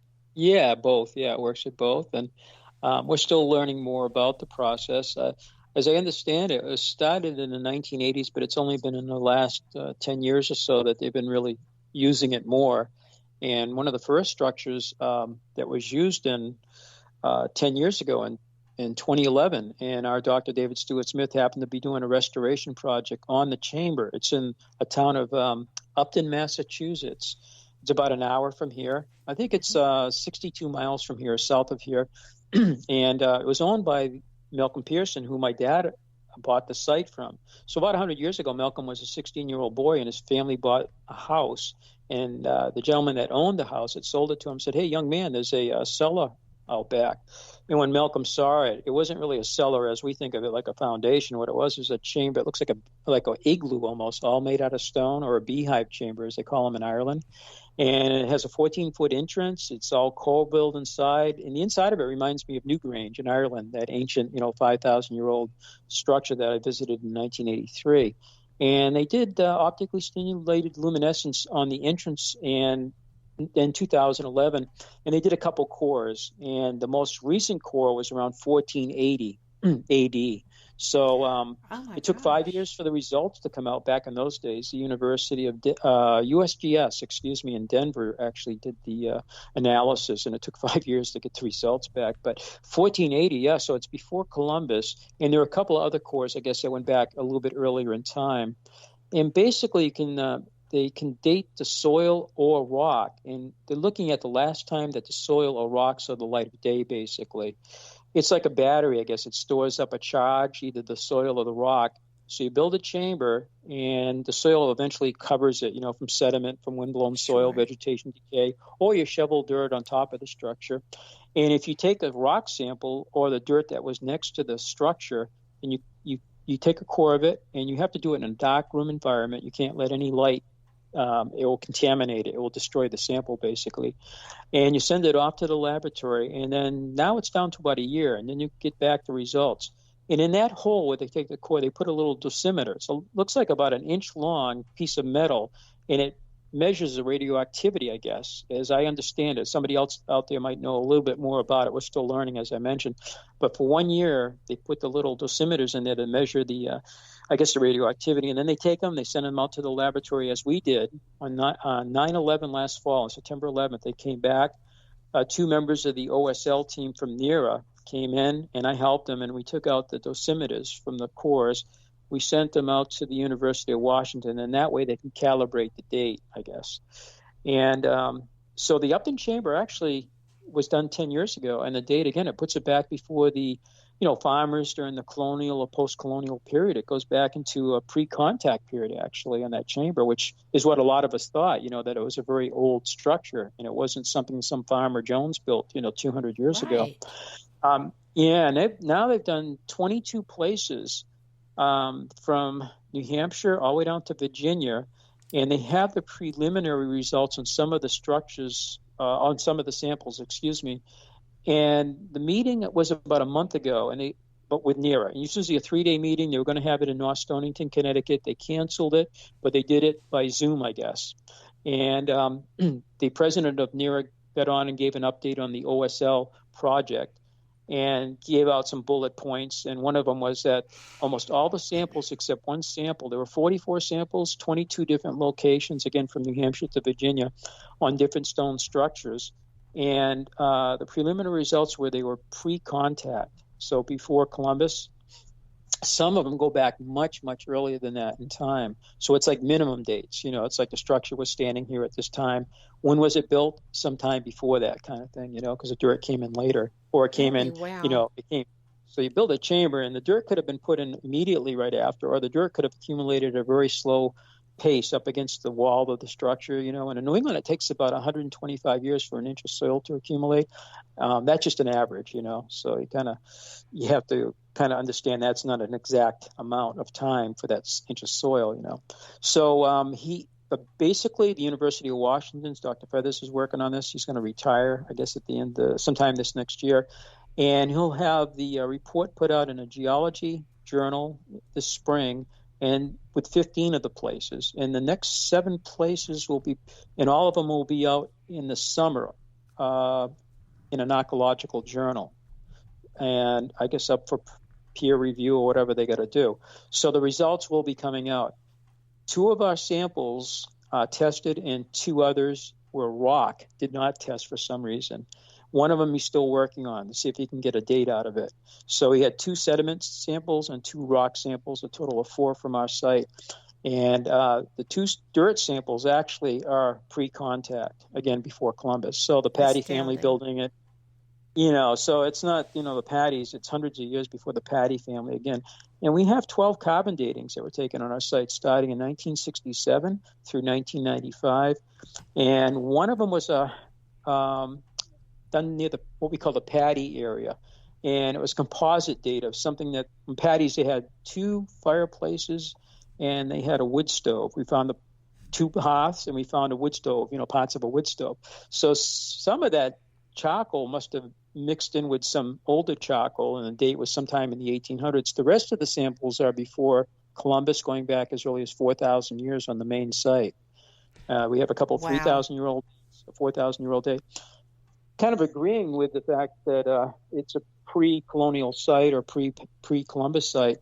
And the astronomy actually supports that too, because when we surveyed the site from 1973, we started surveying the astronomical alignments through 1977. We kind of pay as you go. So we were raising money to pay the surveyor. We hired a professional survey team. And that data was sent to the Harvard-Smithsonian Center for Astrophysics in 1977. And when we get the results back, they said, well, if these were used for astronomical purposes, these monoliths, they would work about 1800 BC plus or minus a couple hundred years due to the Earth's tilt. The obliquity very slowly changes. It's a 41,000-year cycle. And you also have 24 star alignments, which was a shock to us. We knew we had the true north alignment. And today it's Polaris. 4,000 years ago, the star was Thuban. Thuban's part of Draco the Serpent, or the Dragon constellation. So, which we think may have inspired people to build serpent walls, possibly. That's one of the thoughts, So the astronomy seemed to back up the 1971, 6 years earlier, carbon dating of the chamber and ruins, which puts it back to about 4,000 years. So between the carbon dating and the astronomical data, and now the OSL results are coming out, plus we have hammerstones, rubbing stones, we have arrowheads, we have a stone hoe, which is beautiful. We have all these stone tools on display that were found on the main site over the last 83 years of research there. So we have Stone Age tools there, and weapons and stuff like that have been found on the site. And then the quarry techniques, again, were Stone Age technology used to shape and to quarry the stones, not metal tools, And that's Dr. David Stewart Smith under our state archaeologist, Dr. Gary Hume. And that was done about 40 years ago, So we have a lot of things suggesting that the site's nothing built by the Patty family or any of their family members, That's just so amazing. I mean, I would not have, you and I have talked, I am not really an astrology person. I am an astronomy person, but it's amazing to me that they can date that far back. Yeah, they can. It's good. I think even Sir Norman Lockyer from England, he 100 years ago realized that some of the alignments and some of the structures over there were off a little bit, and he said, if we could determine when they would work, we could actually date them, and that was like 100 years ago. And now you can do it on your phone with different apps and everything. I use Stellarium. You can go back in time. We have the precession of the equinoxes, 26,000-year cycle. And then we have the obliquity cycle, 41,000 years. And that's the one that really is important for actually dating these sites, how old they are when they were set. Because that site doesn't quite work today. So the question is, well, when would it work? And it would work around 4,000 years ago, plus or minus about 200 years roughly. And that's what the Harvard-Smithsonian report was. And that kind of agreed with our oldest carbon dating on the main site, which was 4,000 years. And that was taken in 1971. 2 years before that, in 69, right. In that same area, we got a 3,000-year-old charcoal sample, too. And then on the other side of the site, we got a 3,000-year-old sample, too. So it might be like a layering of cultures up there, and this charcoal came along at different times. But it does kind of put the site back to around 4,000 years, particularly the astronomical alignments. So any ancient site you have in the world, if you get very, very accurate survey work, you probably can determine when it was set up and used, and then eventually it would fall out of sync, due to the tilt very slowly changes. Here's tilt goes like 22 degrees, 40 minutes, I think, up to 24 degrees, 20 minutes. Today it's about 23.5 degree tilt, roughly, 27 minutes, I think it is, 23 degrees, 27 minutes. It changes your Tropic of Cancer and Capricorn, your Arctic Circle and Antarctic Circle will change a little bit from 66.5 degrees. All of that changes due to the tilt. So it wasn't quite tilted the same way when the site was built as it is today. So that affects the sun going north and south, the moon going north and south during its cycle too. They're all off slightly. Well, so but we're looking at. Oh, go ahead. No, I'm sorry.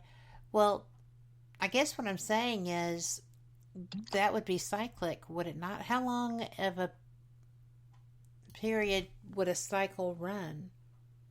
Right. Yeah. So that the obliquity is about 41,000 years, that up and down motion. So it's actually like two motions, the precession of the equinoxes throw the seasons out of sync, and it changes your pole star, and it was Vega at one time. It was Deneb and Cygnus. And Cygnus actually is the swan. It kind of looks like the Northern Cross. Mm-hmm. And I've seen that shape in some of the Irish sites. I've seen it in Mexico. In the northern latitude, you can see that, north of the equator, I guess you can see Deneb. But it was a pole star at one time, or very close to it. And you can do that on Stellarium. You just program it. I've done it on my phone, and you can program it in going back in different eras, like 17,000 years ago. What was a pole star? And it will change right on your display. All of a sudden, like, oh, there, it's right by the pole, Whereas, today, Deneb and Cygnus is way away from the pole, and you're going around 4,000, 4,500 years ago. Thuban of Alpha Draconis is really close to the pole. And if you go back to today, again, it's Polaris, the end of the handle of Little Dipper, And then Vega, I think 13,000 years, Vega will be the pole star. So they do come back into being pole stars. But then that's the precession of the equinoxes, 25,920 years. But the tilt's going to not be in sync with that. That 41,000 year cycle is not the same as a 26,000 year cycle, so they're out of sync a little bit, But that's kind of good because you can date a site with that tilt, And like I say, if you went back 4,000 years, the sun will set over the solstices, the moon will set over its what we call the lunar major standstills and lunar minor standstills. But the equator, the sun still rises over the equator. That really doesn't change with the tilt, You have to kind of visualize it. And you can actually do it with certain different apps, One of them is called Sunseeker. That's another app you can do. You can actually go to a site, look at your foresight, your back site, use Sunseeker, and you can use it in the rain, and you can use it 24 hours a day, and you can actually create your own solstice, and see if it aligns, and then you can go back in time to see if it aligns perfectly at a certain time in the past, So that's what they did down at the Harvard-Smithsonian back in 77, 78. Now you can do a lot of it on your phone by just standing there. It's not as accurate, but you can just kind of stand there and aim it. And you can say, oh, it looks like we have a winter solstice sunset alignment here, Because a lot of the chambers are pointing towards star alignments. Like that Upton chamber is actually aligned with the Pleiades. And it is aligned, I think, with an equinox. Which chamber is aligned with the Pleiades? Yeah, the Upton chamber that I mentioned they got 10 years ago, yes. That Westell, down in Upton, Massachusetts. And today that site has been given to the town of Upton, so it's called the Upton Heritage Park, I think. And we visited it 2 months ago. We were down there inside the chamber. I think I was here in the 60s when I was a kid. That's the last time I was there. But it actually aligns with the Pleiades. That's what the people working with the astronomy determined, And the Pleiades can be bookends of the growing season in the north, north here. You plant too early, you get the freezing. You could lose your seeds to freezing. And if you harvest too late, you can lose your crops to freezing too. There's like a window, where you want to plant and harvest your crops. And I think the Pleiades, at least in this area, I think even going back in time would still work. That's my best guess. Somebody maybe correct me on that and say, well, wait a minute, you're off a little bit. But that's my best understanding, that they were very interested in tracking the time for migrations of animals, Right. That's the really early hunter-gatherer people, and it's very important to know when the season's coming for the animals to move, whether it's fish or whether it's land animals or birds or whatever. And then when they get into agriculture, again, it gets very important. In setting up astronomical alignments, not only can you have a celebration, but it's practical too. It's like, okay, we want to plant the crops now, and then we want to harvest because it's going to get cold, coming up soon. But so I think it had both practical purposes and ceremonial purposes, That is so interesting. I just love learning. Thank you so much. But it really is funny because we have talked about that I'm a star follower. I love watching them play and dance and change their positions, and it's fun. Yeah, I like following that. And I do have particular formations that speak to me. I just love it. But as far as astrological components, the mysticism side of astrology, I don't really do that very well. I don't understand all of it. But this is something... I got to read up more on it too. Yeah, I know every culture had their own myths and, legends and stuff. It's fun, but they're all sometimes a little different. Sometimes a little bit the same, but the ancient people probably were watching the heavens. And again, it's probably from, ceremonies and religion and spiritual, and they could see 'em. But maybe practical too, like, the farming and hunting and gathering and Absolutely. Migration of animals. I went to the Indian medicine wheel up in Sheridan, Wyoming. It's 10,000-foot mountain. It's an ancient circle, 28 spokes. They say 28 ribs of the bison, 28 days of the lunar, although it's the moon's a little bit like 29 and a half days, but 28 days of the lunar month. And it had 3 cairns, and the cairns actually aligned with Sirius, Aldebaran, and Rigel, and they forecast the summer solstice. And they have that alignment too, the summer solstice. But it's high in elevation that it's one of about 15 Indian medicine. When they go into Saskatchewan, Canada too.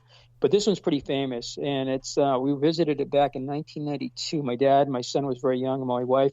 The visitor center is about 30 miles, and then you drive up this mountain, 10,000-foot mountain out there, and you get on top of it, and they have a chain link fence like we have at our site that Mr. Goodwin put up at our site 80-something years ago. It's still there, and it's amazing. They don't make them like that anymore.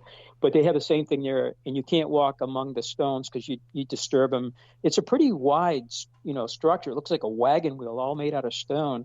And it was a migratory pass for animals, but they did not have the equinoxes there, and they didn't have the winter solstice because the only month when the snow wasn't there was like June and July, I think, and even late August it starts snowing there, right into May, I think, or early June.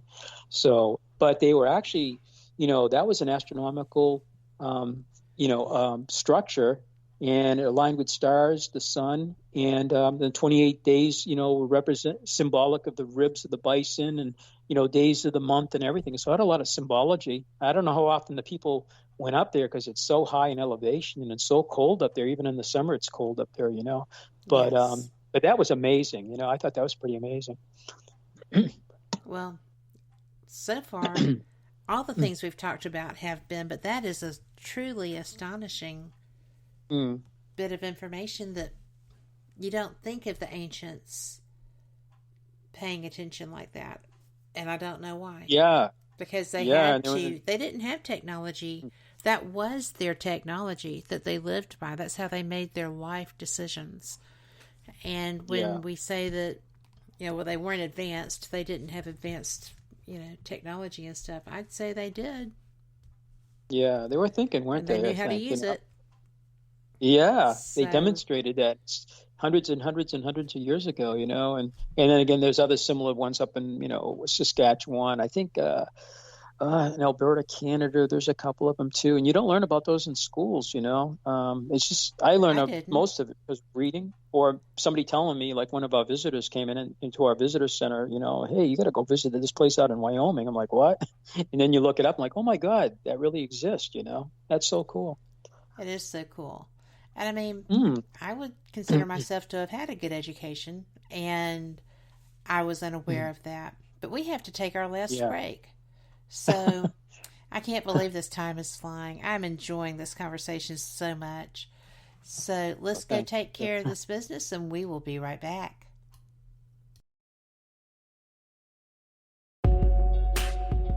You are listening to WBHM Digital Broadcasting, the best in paranormal talk, only on Paranormal Experience Radio, broadcasting live out of Birmingham, Alabama.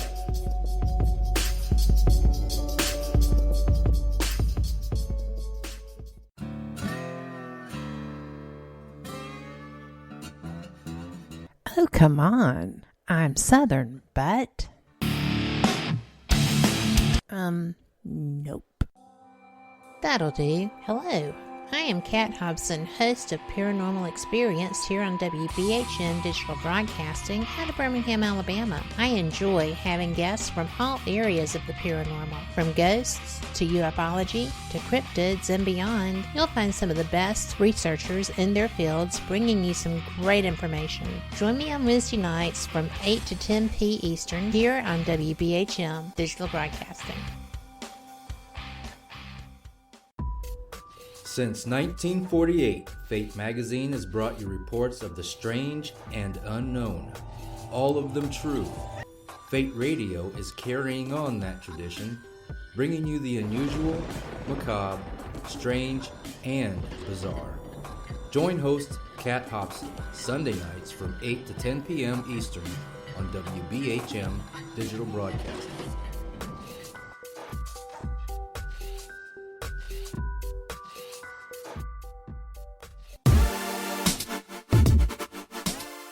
Listening to WBHM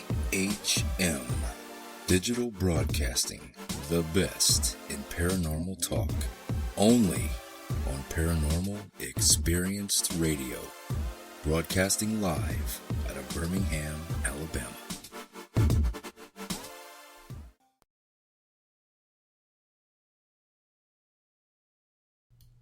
Welcome back to the final segment of Fate Mag Radio, the online voice of Fate Magazine.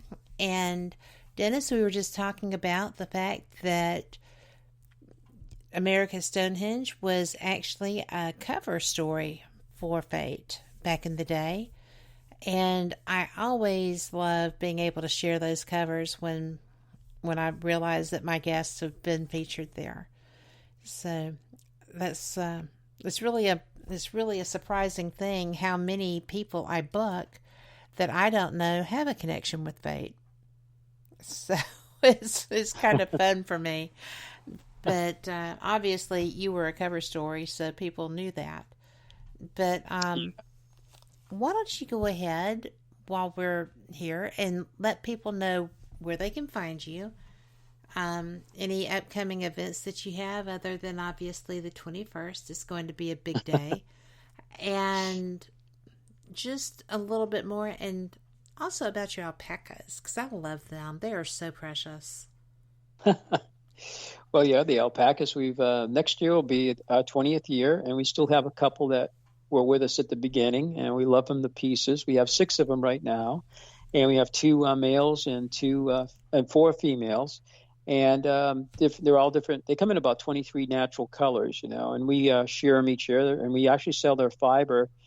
It's turned into yarn in a mill down in Connecticut. And we sell little skeins. We put their pictures on it, made by whichever alpaca, or sometimes it's a blend. And they sell particularly well just around this time of year before Christmas and the holidays.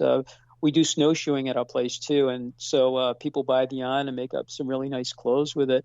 And but they're part of the North American camel family, so their ancestors are actually indigenous to North America. They're here, I understand, about 45 million years, up to about 8,000 years ago. And at the same time, the llama was here too, and then they died out. But before that, they had gone into Asia through Alaska and in South America through Panama. So it's lucky they survived, I guess, and probably because environmental changes here.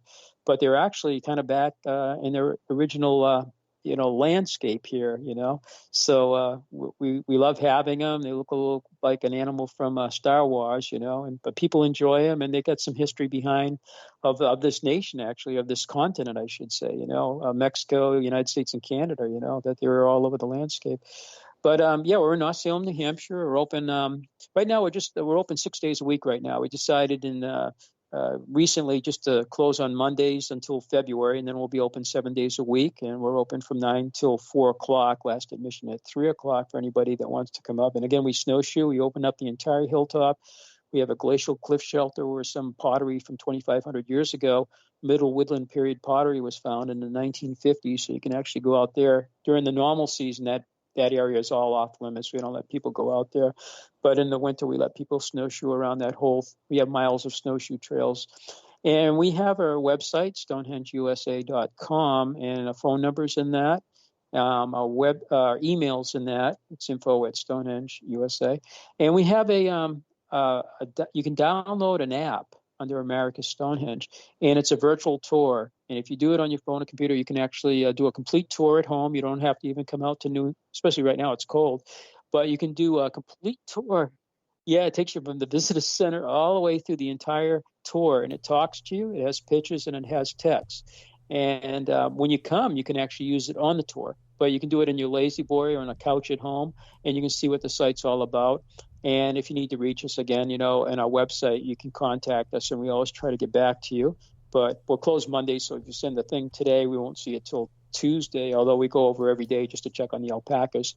But yeah, we'll be open every day after February, every day of the week. And we got the Winter Solstice Tuesday. We'll be open for that. And then we have the Summer Solstice will be really the next the equinox, spring equinox. And that is 3 different things. We actually have an illumination inside the watch house, which we only knew about in the last 2 years. We have another stone that illuminates during the sunrise. The sun actually goes over it. And then we have the main one, which we knew about in the 1970s. So we have that happen first, and then you go to this other near the Oracle Chamber, and the sun rises over another stone about 20 minutes or 30 minutes later. And then we have an illumination inside the watch house, which is really amazing. And we have a YouTube on that. It was 30 minutes. We cut it down to 30 seconds, and that's on YouTube. Yeah, it's the first illumination that we've ever seen. It's kind of like Chaco Canyon's sun dagger, but they do have a serpentine on the equinox. That is actually the equinox is the head of it's actually next to the boulder, which is a serpent. It goes around 2,550 feet. It's inside that chamber and illuminates a quartzite stone in the back wall that people have been talking about for decades, saying, I think the sun could go in there. But until we did a 2-year forest management thinning, you could never see it because of the trees. But now the trees have been thinned out, so you can see it. And it's amazing. It actually illuminates, and it not only illuminates a stone, but the shape of the doorway of the chamber actually shaped in the same shape as that stone. So they shaped the doorway so the shadow and light will actually frame that stone in the same shape. And that was a shock to us. We didn't know that. I thought it was just going to glow, But it's actually, it's really pretty amazing. So, and then we'll have the summer solstice and then the fall equinox. So we have the cross quarter days, which are the days in between the seasons, May Day, November 1st, February 1st, and August 1st. And then we have, of course, the 4 seasons. And then in 2025, we have the lunar major standstills. They'll be in Carnac, France, watching at Stonehenge. They'll be out at Newark, Ohio, at one of the biggest Earth complexes, one of the ancient mound complexes actually is a lunar observatory, and they'll be watching it there too. So in 2025, we have a real big lunar thing coming up, and it's every 18 and a half years. So if you miss it, you have to wait another almost 20 years to see this thing. So 2025. I will try not to miss that. So what is it called? The lunar what? It's called the Lunar Major Standstill, and it's a moonrise and moonset. And in 9 years after that, they have the lunar minor standstills. And because up in Scotland, the stone circles were aligned with that. In Ireland, the moon is pretty neat. The sun does in 12 months. The moon has to take about 18 and a half years to do its cycle, And we just opened up those alignments. And the first alignment we opened in 1965. And we had a 2-year forestry project. And I told the licensed forester, he was a great guy. He even found one of the serpent wells. I had kind of spotted it, and when he came back to me, he said, hey, it's clear now. You can see it's a serpent well. So his eyes are open now, and he works all over New Hampshire. Maybe he'll find some more. But I said to him, we got to open up the lunar alignments because they've never been open since 1965. We just never got to it. So they did open that up. So we'll see what happens in about 3 years from now with make sure they work. What time of year would that be? Or would it be... Yeah, it's a couple times during the year you can actually watch this. It's going to do it towards the north during one part of the year, and I got to get the actual dates for that. And then 6 months later, it's going to be to the south, and it has to do with the full moon and I believe the solstices. It kind of ties in with that, but. So I got to get a little bit. I was just talking to a gentleman who's really into astronomy. We were just discussing that the other day, and I said, well, I got to get more information, more facts, and I got to get the dates. So we'll put those out on our website when we get all that information, Well, so it'll be book me. A couple times. Yeah. I will come to you. I know you come down here. I'll come to you. Just go ahead and schedule me. Maybe Moundville, Alabama has that alignment. I don't know, but the Newark Mountains in Ohio, they have it too. Not too far from Columbus. They'll be watching, I'm sure. Well, I am just amazed by that. One of the things I like about our conversation is that you are such a great educator. Oh, thank you. And you've put so much of your family has put so much time and treasure into this. And I appreciate that because people need to know that this information is there. It gets kind of hidden because it's inconvenient truth for some people. And I think that that's tragic. We should always be open to the past and recognize that people were here before us and they were pretty special too. Maybe more so. I don't know. Well, thank you for your nice comments. We deeply appreciate it. And we've learned from people visiting us, and kind of accumulating all these different people, over the years, and we thank them too for giving us all that information and, kind of steering us in the right direction, so it's really wonderful, about over 80 years worth of research, a lot of that being passed down to us, and then we just try to share it with people. And sometimes we're wrong, sometimes we have incorrect, we try not to be, but like anything else, sometimes we have some incorrect ideas or information, but that's not our goal at all, so we're just kind of looking for the truth, hopefully we can find that somehow or other, especially with all this new technology coming along. The new technology is truly astounding. And I appreciate you sharing some of that with us that you have used to build your knowledge about your own location. It's just, there's so much here. And we get so busy because we're so sure that our technology is better and, we're on to the next shiny toy. And, you know, it's nice when the shiny toys can put the light on the historic ones, right? Definitely, yeah. Makes it more fun.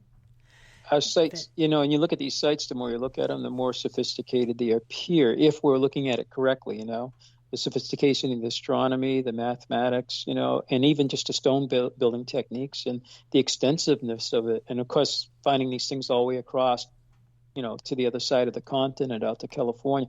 And by the way, there are serpent wells in Oregon and Washington State, but I haven't got the photographs from anybody yet. I've been told that they look like the ones out here. So if I get that, I'll share that with you. If I ever get the pictures, and I'm waiting, one of our neighbor's sons coming in from Redding, California. He lives right by the Weed, California, where some of those serpents are. And if his brother lives in Washington State, up in Seattle.